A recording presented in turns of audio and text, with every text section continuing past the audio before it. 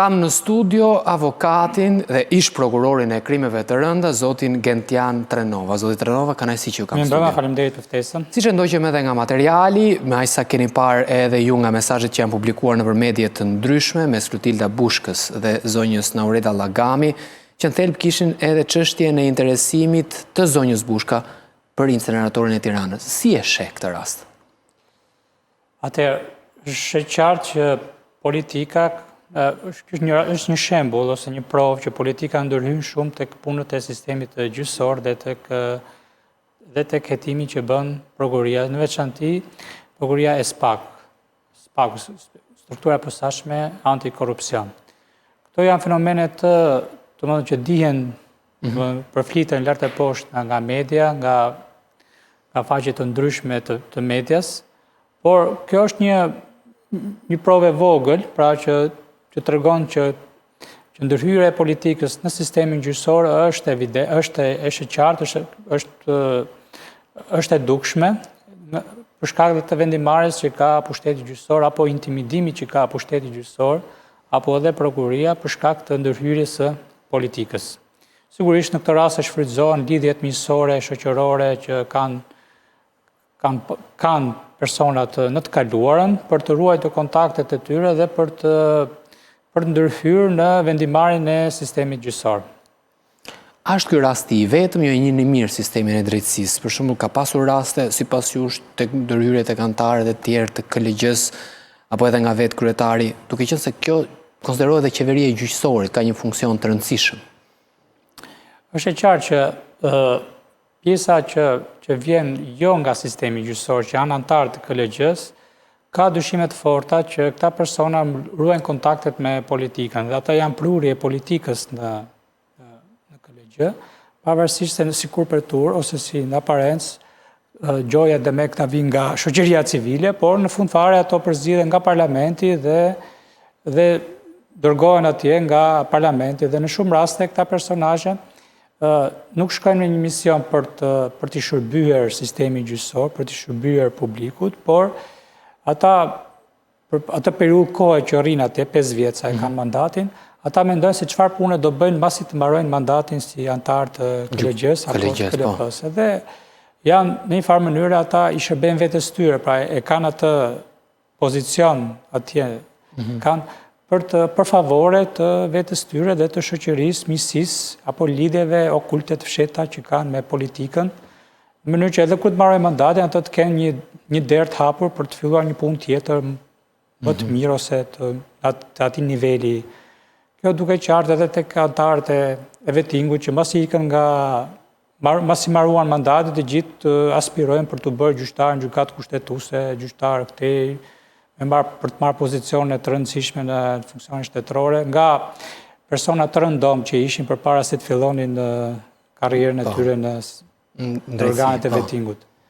Kjo është po ju thatë që nuk vinë nga drejtësia, nuk kanë lidhje me drejtësinë shumë? Mund të janë juristë të thjeshtë ose juristë që të nivelit të mesëm ose të ulët, por që nuk kanë karrierë në sistemin gjyqësor, pra nuk vinë nga gjykata ose nga prokuria që të ketë një eksperiencë shumë të gjatë, 20 vjeçare, 25 vjeçare, dhe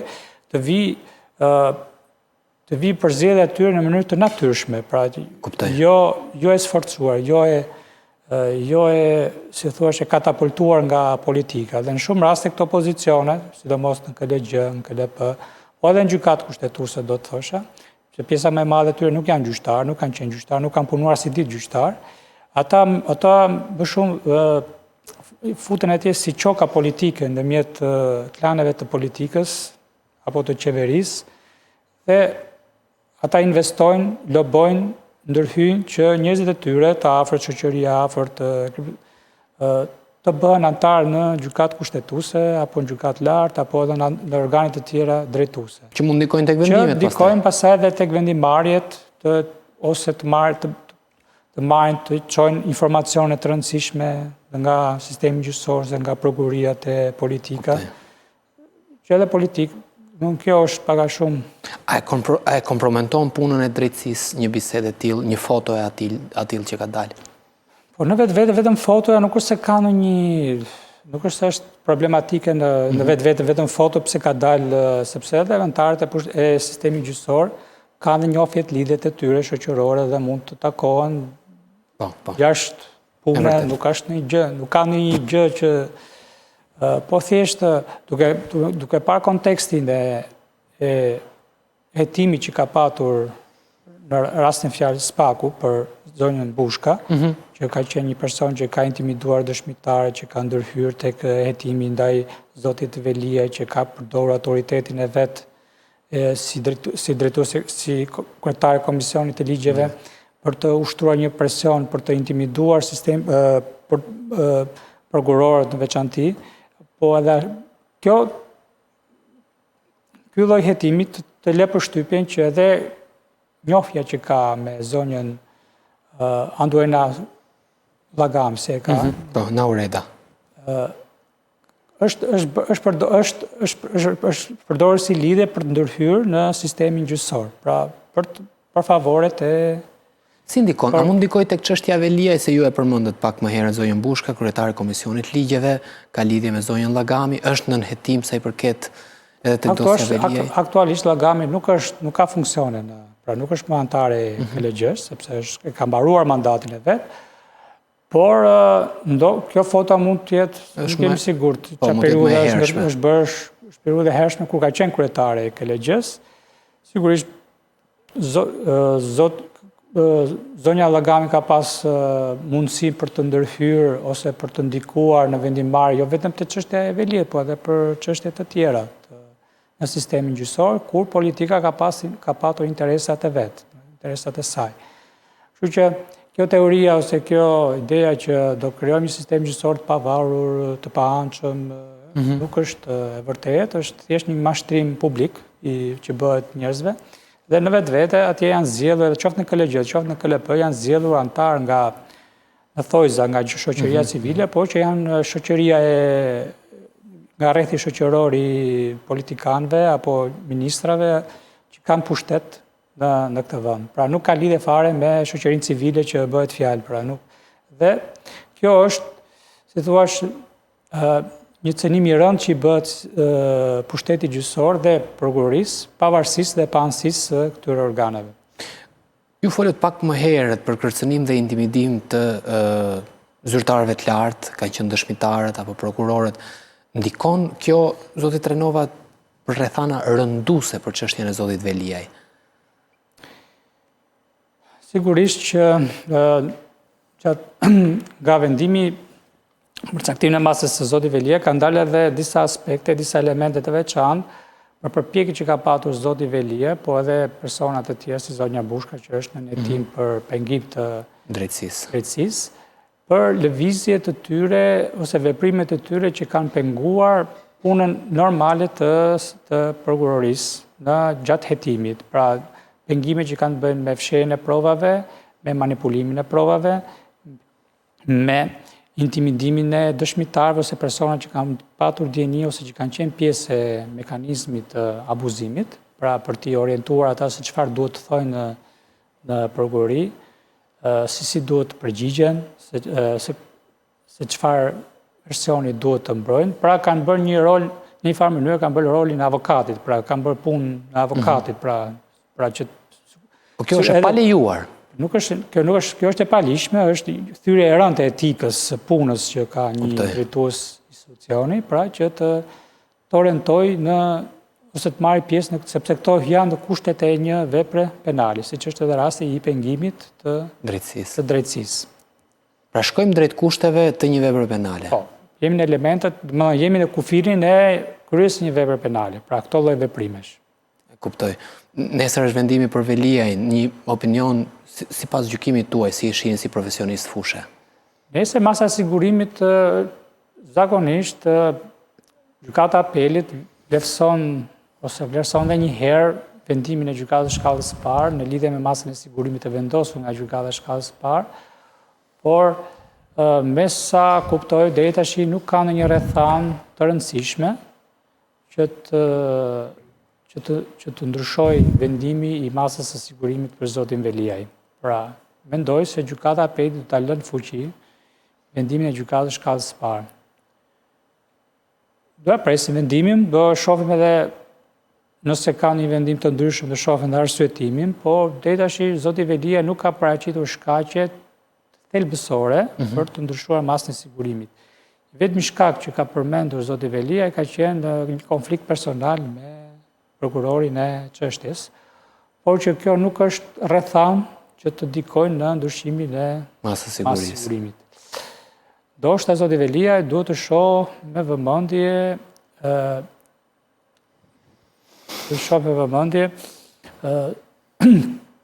rrethin e vet armiqësor, kuptimin brenda partisë vet, brenda njerëzve të bashkia apo në parti ku i ka, për të kuptuar që ky nuk është një sulm personal i prokurorisë ose një hetim, pra nuk është një hetim kështu rastësor i prokurorisë, edhe dol një prokuror në mënyrë rastësore, pra nuk janë gjërat rastësore që ka puna deri në këtë pikë. E kuptoj. Pra duhet ta shohë përtej prokurorisë këtë sulm, sepse nuk është vetëm një sulm, të thoja, vetëm një sulm penal ose një procedurë e thjesht penale dhe ka ngecur aty dhe nuk problemi është se gjitha gjasat janë që kjo është një çështje e organizuar politike, pra se nuk mendoj që Spaku ka vepruar në këtë rast në zoti Velia në mënyrë ideale, pra ka vepruar çfarë indiciesh? Ku të dalin indicjet që është një çështje e brendshme politike brenda PS-s? Më shumë e dyshoj se është një luftë e brendshme politike brenda Partisë Socialiste për të eliminuar personat e rrezikshëm, po personat të cilët nesër pas nesër mund të marrin drejtimin e Partisë Socialiste. Pra janë klanet, siç ndodhi me zotin Tahiri, pra që ishte pretendent për të qenë drejtues në të ardhmen i Partisë Socialiste. Po kështu po ndodh tash për zotin Veliaj. Pa nuk i jep kjo një funksion politik, një ndërhyrje politike brenda Spakut apo brenda prokurorisë? Po mendoj se në Spak ka vepruar,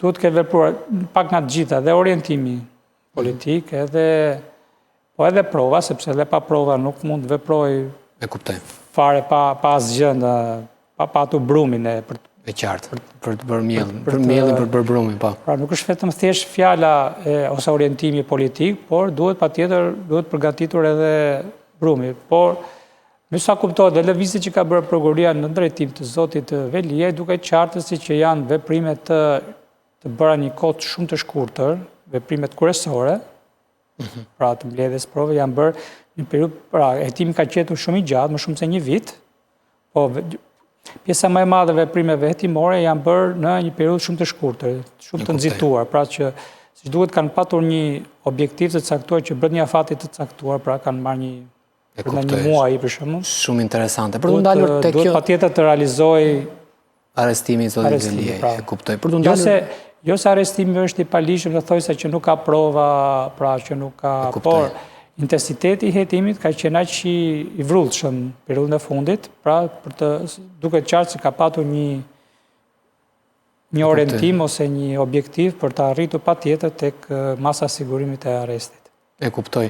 Për të ndalur te kjo lloj ndërhyrje politike që po e cilësojmë, ka zëra ose më saktë themi në për studio të ndryshme artikulohet që mund të ketë goditje ndaj opozitës. Si i sheh këto zëra, si i cilëson? Po, tash ne nuk mund të bëjmë dot fallxhorin e këtyre rasteve, pra se nuk mund të shtim fall tash se do arrestohen apo nuk do arrestohen njerëz nga opozita, por sigurisht nëse hetimet për një çështje të caktuar shkojnë në një pikë ose kanë një intensitet të madh dhe shkojnë në një pikë ku plotësohen provat edhe zarohet e gjithë procedura hetimore, sigurisht në finale mund të ketë edhe në një masë sigurimi për një personazh, nuk ka rëndësi i opozitës apo i mazhorancës. Nuk di të them për shembull nëse vërtet ka një dëshirë ose një objektiv nga ana e Spakut për të arrestuar personazhe të caktuara, pra të piketuar, por mund të ketë nëse janë mbledhur provat, edhe vjen një pikë pra që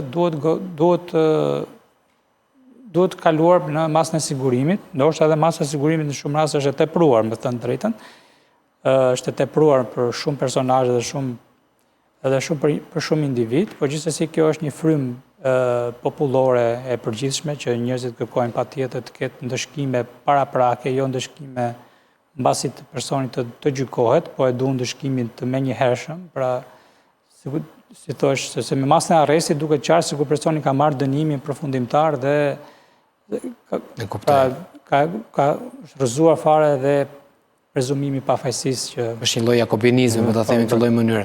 Pra ju thoni që duhet dosjet që janë aty kur shkon faza e duhur atëherë kryen dhe procedurat. Arrestimi një person nuk është thjesht me një fjalë goje, pra që duhet arrestuar dhe domethënë brenda natës u bën letrat edhe po se ka një proces edhe të mbledhjes provave edhe sigurisht në shumë raste edhe prokuria gabon duke dashur të arrijë një objektiv të caktuar, ndoshta për të arrestuar një person të caktuar ose sipas një direktive ose orientimi qoftë edhe politik, gabon sepse kryen edhe shkelje ligjore, pra për të arritur patjetër të marrë ato ose kryen edhe kapërcime të ligjit në marrjen e provave, pra duke intimiduar një dëshmitar ose duke bërë një presion te një dëshmitar apo një person tjetër që ka dëni për ngjarjen.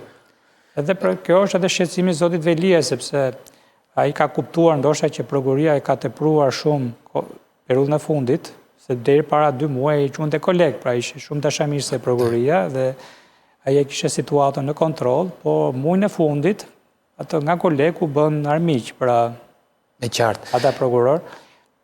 Zoti Trenova, në atë periudhë ka filluar dhe intensiteti i hetimeve. Domethënë përqendrimi i hetimit për të arritur në pikën e arrestit. Dhe duket qartë se kjo ka qenë diçka e orientuar me direktivë politike për të realizuar atë gjë. Se kush janë interesat politike tash mund të aludojmë në forma nga më të ndryshme, ngel vetëm aludimet pastaj për të. E kuptoj. Por për të bërë një pyetje që ju jeni ekspert i fushës. Për shembull, si ekspert i doktrinës penale dhe hartues tekstesh, kemi një rast i cili ka çelur debat publik shumë të madh. Ka dalë një dokument me firmën e prokurorit Klodian Braho, ku kërkohet vënia në përgjim e një antari të gjykatës kushtetuese, në bazë të drejtës penale dhe të procedurës penale. A e sankcionon cila është baza ligjore? Sipas kodit të procedurës penale lejohet krye përgjimeve ambientale për personat që janë në hetim, për një çështje penale që lejohet përgjimi, pra që janë mbi 7 vjet, që kanë dënim, margin e dënimit minimumi mbi 7 vjet burgim. Por këto përgjime ambientale bëhen autorizim të prokurorit, nuk është e nevojshme vendimi i gjykatës, ose autorizimi i gjykatës. Autorizimi i gjykatës lejohet vetëm për përgjime telefonike, për përgjimet private, për përgjime në ambientet e shtëpisë, në ambientet e zyrave, pra në ambientet që ka një qoftë edhe brenda makinës. Pra duhet, sepse sipas duhet nda për shumë nëse përgjimi ka një pjesë të jetës private, pra nëse përgjimi cënon jetën private të individit, apo kemi të bëjmë një përgjim në ambient publik. Pra, nëse përgjimi mund të cënoj jetën private të individit, pra duhet patjetër një vendimi i gjykatës. Nëse përgjimi ambiental bëhet në ambiente publike, sigurisht nuk është e nevojshme një autorizim nga ana e gjykatës, po sigurisht edhe ky përgjim në ambiente publike duhet ka dhe kufit e vetë, sepse nuk mund të cënoj privatësin, pra bisedat private të individëve. Maksimumi mund të filmohet ose mund të fotografohet takimet në ambiente publike, në për lokale, ose lëvizjet nga një ambient në një ambient tjetër, por gjithsesi në asnjë mënyrë bisedat private që mund bëhen nga jo vetëm telefonike, po edhe bisedat private në tavolinë ose një midis. Kjo nuk lejohet. Pa autorizimin e gjykatës. Pa autorizimin e gjykatës. Nëse është realizuar ky lloj përgjimi, atëherë këto përgjime janë të pavlefshme, janë të papërdorshme. A kemi pasur precedent më parshëm në ndonjë instancë gjyqësore, gjykatë lartë apo gjykatë kushtetuese të ngjashëm me këtë? Po, me përgjim ambiental nuk ka patur, po sigurisht ka patur, janë realizuar nëpërmjet përgjimeve telefonike, ose janë marrë dhe tabulatet, në disa raste për të parë këtë komunikimet me palët, ose me avokatët, ose lëvizjet e ndryshme që mund të kenë bërë, se takime mund të janë realizuar në një mjedis, në një lokal, diku jashtë Tirane, për shembull, për të fshehur vëzhgimit të medias ose të njerëzve, kurreshës së njerëzve. Po, sigurisht të janë shumë të rrallë dhe shumë të kujdesshme. Sidomos me gjyqtarët e gjykatës kushtetuese nuk besoj të ketë patur ndonjëherë probleme të kësaj natyre. Dhe kjo tregon, doja të shtoja një gjë tjetër, se kjo nuk është vetëm një çështje teknike, nëse përgjimi është i lishëm, është i palishëm, po kjo vën në krizë të gjithë sistemin gjyqësor në Shqipëri. Si? Po sepse nëse institucionet brenda institucionet shtetërore të gjyqësorit nuk kanë besim tek puna e njëra tjetrës, pra dhe arrin puna që të shkojnë të bëhen dhe përgjime për gjyqtarët e gjykatës kushtetuese, do thotë që këtu sistemi gjyqësor dhe besueshmëria te sistemi gjyqësor ka rënë për tokë, pra nga vetë persona që janë pjesë e këtij sistemi. Kjo ka ardhur së rezultati i prurjeve jo të mira që ka gjykata kushtetuese, sepse në gjykatë kushtetuese mendohet që të jenë njerëz me një eksperiencë shumë të gjatë në sistemin gjyqësor. A janë? Aktualisht? Aktualisht nuk janë, mund të jenë 1-2 që mund të kenë punuar si gjyqtar, pjesa tjetër nuk vin nga sistemi gjyqësor, vin nga politika. Pra janë qokat që bën politika për individ të caktuar, që ka çuar në gjykatë kushtetuese dhe nuk janë si rezultate një karriere të pasur të atyre në sistemin gjyqësor. A krijon dyshim të arsyeshëm në Kjo cënon, sepse gjyqtarët e gjykatës kushtetuese duhet të jenë persona që duhet të jenë mbi 50, jo me ligj, po për shkak të përvojës duhet të jenë mbi 50 vjeç dhe kur të mbarojnë mandatin e tyre, ata mendojnë që duhet dalin në pension, pra mos mendojnë se çfarë do bëjnë ose çfarë pune do bëjnë mbasi të mbarojnë mandatin në gjykatën kushtetuese, se ku do shkojnë dhe pastaj të bëjnë këto manovrat ose të marrin këto lidhjet interesit me politikën apo me grupet e interesit. Dhe sigurisht kjo është një problem shumë i madh se për shkak të mekanizmit që është krijuar për të çuar gjyqtar në gjykatën kushtetuese, që është një mekanizëm që për mendimin tim ka dështuar. Pra, pavarësisht se është bërë reforma në drejtësi për të gjetur procedura, mekanizma për të pastruar sistemin gjyqësor, po kanë hequr gjyqtarët që ishin, edhe ata kishin problemet e tyre të integritetit dhe të shkallës profesionale për të qenë njerëz për të thënë vendime shumë profesionale, por këta që kanë shkuar më mbrapa u bën më keq, e bën gjykatën kushtetuese më keq se ç'ishte, domethënë problemet i ashtuan akoma më tepër, saqë e detyrojnë tash edhe SPAK-un që të shkojë të bëjë veprime përgjimi të gjyqtarët e gjykatës kushtetuese. Krijon dyshim të arsyeshëm fakti për shembull që dyshohej se persona pranë biznesmenit Plum Gjoka mund të tentonin të ndërhynin apo po bënin ndërhyrje pranë kushtetueses. Dyshime të kësaj natyre, prokuria do shkonte të hetonte njerëzit pranë këtij personi Plum Gjokës që kanë marrë përsipër ta bëjnë këtë gjë, po jo të shkonin te gjyqtari i gjykatës kushtetuese, sepse në farë mënyrë gjyqtari i gjykatës kushtetuese mendohet se është mbreti, si thënë, që ai jep vendimin përfundimtar të kjo është ideja, pra. Dhe kjo në thelb rrëzon komplet sistemin gjyqësor, sepse ka një parim që gjithmonë ka kontrollor mbi kontrollor, por ka një kontrollor përfundimtar që nuk ka kusht ta kontrolloj. Pra, e ti lehet, se thush, e drejta e sovranitetit ose e drejta përfundimtare, pra nuk mund të kontrollosh mbretin në një farë mënyrë se çfarë vendimi duhet t'japi. Ata gjyqtarë janë në pozicionin e mbretit të dikurshëm, se kanë atë autoritetin, pra që t'japin vendime që s'kan lidhje me interesat e tyre personal. Pra, do të jenë në atë lloj stadi, në atë lloj do të kenë atë aftësi profesionale, do të kenë atë lloj karriere, do të kenë atë lloj integriteti, saqë si shkojë mendja askujt që të shkojë të takojë gjyqtarët e gjykatës kushtetuese që do japin një vendim, a kupton, në favor të njërit apo tjetrit. Pra është e paimagjinueshme të mendohet që gjyqtarët e gjykatës kushtetuese duhet të korruptohen për të dhënë vendime sepse ata marrin themelet e shtetit, pra e vërtet. Sepse bëhet kushtetuta, po në finale fare kushtetuta është edhe ajo që thënë gjyqtarët e gjykatës kushtetuese. Një vendim i gjykatës kushtetuese është bën interpretimin e kushtetutës, pra në një farë mënyrë ata bëjnë kushtetutën e vendit, pra janë baballarët e kombit që bëjnë dhe kushtetutën e vendit, pra dhe të mendosh që të çosh atje njerëz pa eksperiencë, pra nuk dua t'i shajt i ofendoj, por njerëz, si thush, që vinë nga bankat e shkollës, ose që vinë nga interesat politike, t'i qosh atje për dëm vendime, normalisht shkoj puna do çarloj edhe në këtë drejtim. Po si e lexuat përgjigjen për shembull? Në reagimin e saj thotë se vijon punën për zbatimin e ligjeve dhe të kushtetutës së vendit. Si e sheh këtë lloj reagimi ose si e lexuat ju reagimin që pati gjykata kushtetuese?